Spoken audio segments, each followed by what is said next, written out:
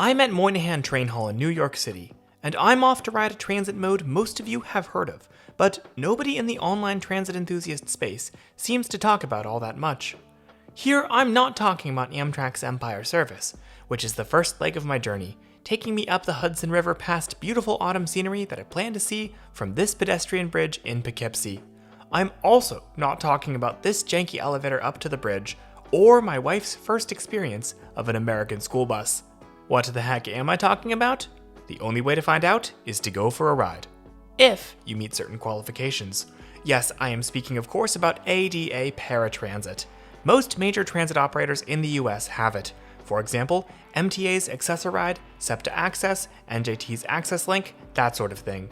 Paratransit exists to provide an equitable alternative to public transportation for riders whose disabilities make it unreasonably difficult or unsafe to ride regular buses or trains. It's mandated by the Americans with Disabilities Act of 1990 if a city runs regular local public transit.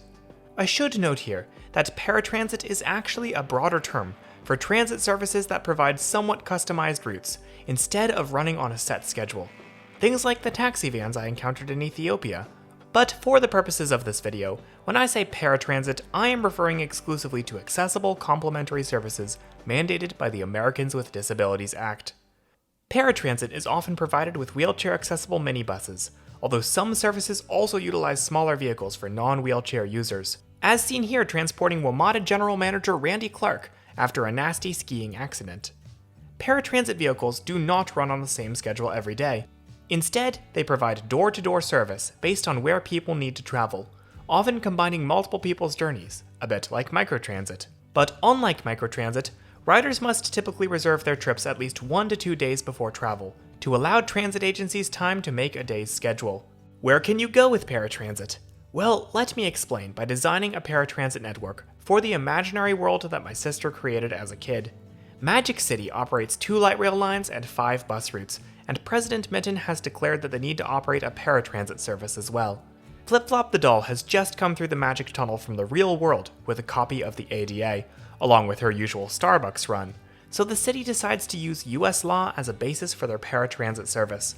Thus, a 3/4 mile radius is drawn around each bus stop and train station, and that collective area is where the new Magic City Access Ride will travel. Fred the Butterfly has a broken wing, so he qualifies for temporary paratransit services.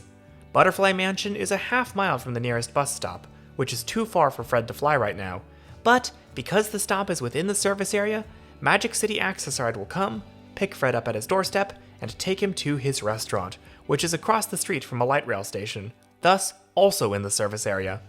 Fred could also use Magic City Paratransit just to get to the nearest light rail station, and then ride the train from there to work. Now, per the ADA, paratransit only has to run when and where fixed route transit does. The Beavers, over in the suburb of Beaverton, have built a really bizarre commuter rail line that feeds into the light rail. Magic City Access Ride serves within 3/4 of a mile of each station, but since the trains only run on weekdays at rush hour and there's no other local transit there, Magic City Access Ride will not serve Beaverton off-peak or on weekends, because the train doesn't. These rules only apply to the United States, and apparently imaginary land, although I have no idea how they were able to swipe a copy of the ADA. I'm sure it's different in Europe, or in that equally magical faraway fantasy land of Canada. Let me know in the comments if you've taken paratransit in those places before, and leave some Tim Hortons out for Flip Flop. I'm sure she would really love that. Some jurisdictions in the US will extend paratransit beyond the minimum 3/4 mile range, but that's up to them. There's obviously no federally mandated maximum range for paratransit. Contrary to a decently common belief, paratransit is not exclusively medical transportation. You can absolutely ride it to the doctor, but there are no restrictions on where else you can ride it within the service area. A paratransit worker I spoke with while researching for this video told me their favorite part of their job is seeing people light up when they realize they can take paratransit to go see grandkids, go to church, or go paint down by the river. Beyond the wonderful nerdy stuff we enjoy on this channel, this kind of thing is why I love public transportation so dang much. So who can ride paratransit? It's for people with disabilities, but not just anyone with a disability. I have a disability, called type 1 diabetes, but this doesn't make it unsafe or unreasonably difficult for me to ride public transit. But there are a lot of disabilities that would qualify a rider for paratransit. Have arthritis and feel like you're going to fall if you stand on a moving vehicle? You probably shouldn't be riding a crowded subway train. Have memory problems and can't remember where you're supposed to go? You probably shouldn't be making a bus trip with transfers. Use a battery-powered wheelchair? You probably shouldn't wait on a commuter train platform during a rain shower, and some platforms might not even be accessible. Paratransit eligibility is assessed at places such as SEPTA's Accessible Travel Center in Suburban Station, where applicants are given physical and cognitive screenings to determine how public transportation would be difficult or unsafe for them. If riders are approved for services, some end up using paratransit exclusively, while others use it in combination with regular transit, based on their needs. Once a rider is in the system, there is no restriction on how many trips they can make on paratransit, although there is a fare for each trip, just like on the regular bus. Per the ADA, fares can be up to twice that of a regular fixed-route transit service, although reduced fare programs for fixed-route transit, such as for seniors, sometimes carry over to paratransit as well. Now, paratransit does end up costing transit agencies significantly more per ride than regular bus service. For example, in San Francisco, it's estimated that Muni Metro's paratransit costs the agency over $100 per trip made. Some agencies provide an additional service called travel training, which teaches individuals with disabilities who are physically and cognitively capable how to ride regular transit. This can potentially lead to less dependence on paratransit and better allocation of resources. So that's the skinny on paratransit. But back to Poughkeepsie. I, my wife Kalkidan, and my friend Avery have just gotten off the Empire service, and we want to visit the walkway over the Hudson, a massive New Haven Railroad bridge from 1889 that's been turned into a pedestrian walkway, the second longest pedestrian bridge in the United States. But here's the problem. We're here, and we want to go up here. There's normally two ways to do that. Take the elevator up the side of the bridge, or start at the beginning of the pedestrian trail, itself a 19-minute uphill walk from the station, and walk out onto the mile-plus long bridge from there. Unfortunately, from what we read online, the elevator is out of commission, and that 19-minute walk might be a little too much for my friend Avery. He'll explain why. I was born with hip dysplasia and mild cerebral palsy, and I spent 3 years in a wheelchair until I got surgery that allowed me to walk. But even though I have the ability to walk, I still have a severe limp, and because of that, I have to rely on paratransit because certain bus stops can be like so far away. It's just not possible for me to like walk so far to a bus stop in my area, so I have to rely on paratransit to get to certain places. Why me? Because of his disability, Avery uses paratransit. Now wait just a minute, you might be saying. Avery can ride regular transit. He rode the Montauk Branch, and the Hudson-Bergen Light Rail, and the Staten Island Railway with you. Why should he be using paratransit? Well, if you may recall, none of those videos contained very long or involved walks, a few blocks at most. Transit journeys sometimes require a bit more physical effort than that. Where Avery lives in suburban Long Island, transit stops are often further from destinations, requiring long walks, which is something that would be difficult or painful for him. Thus, Avery uses his local SCAT paratransit for some trips, and he's booked us a paratransit ride from the station up to the start of the walkway, where the bridge's accessible shuttle will take us from there. Able-bodied people can ride paratransit as the guest of a disabled passenger. Of course, SCAT paratransit doesn't run up the Hudson Valley, so our ride today is with Dutchess County Paratransit.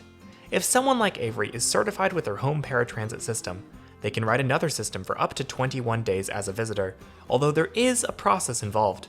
Avery had to email Dutchess County Transit, have SCAT fax over his information, get an ID number from Dutchess County, and finally book the trip. This trip will take us from the station right up to the start of the trail, since both points are within 3/4 of a mile of a Dutchess County bus stop. Avery ordered the ride for 12 p.m., 15 minutes after the Empire service was scheduled to arrive, and Dutchess County gave him a pickup window of 12:05 to 12:35. In the end, the ride comes at 12:22, and we hop on board as the only passengers. Our driver is friendly and pleasant, and after a few minutes, we make it to the bridge's entrance.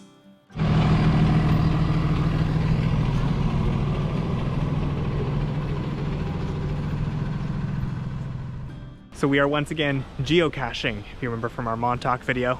It's like Pokemon, but for trainers. Unfortunately, as it turns out, the tram that would have taken us across the bridge isn't running today. Instead, there's a free shuttle bus to the other side that takes public roads, which we decide to ride. Oh my gosh, yeah, you've never been on an American school bus. I mean, I don't have very much experience with them myself, being homeschooled. By the time we return to the station, our scheduled Metro North train is about to arrive.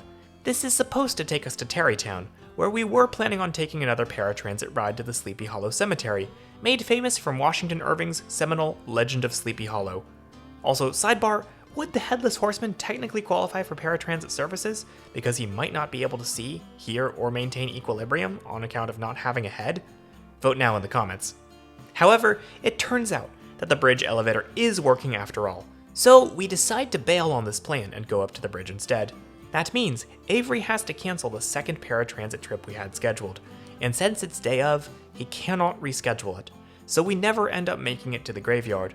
But it's a small price to pay for what we're about to see next.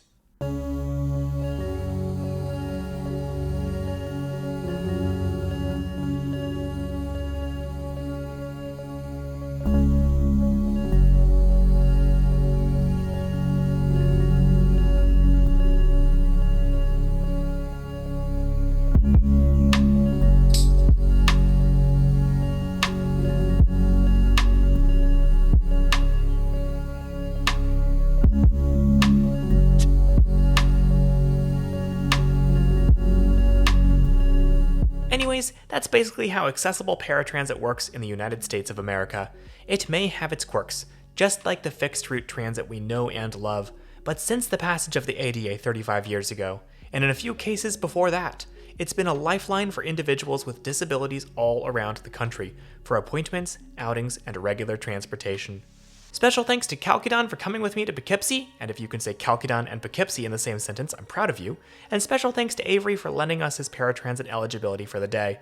Shout out to my Patreon supporters as well for buying 35 gallons of espresso from Dunkin' that I'm going to leave right at the entrance of the magic tunnel for Flip Flop the doll, who is wonderful and smart and an incredibly talented gymnast. Who wrote this?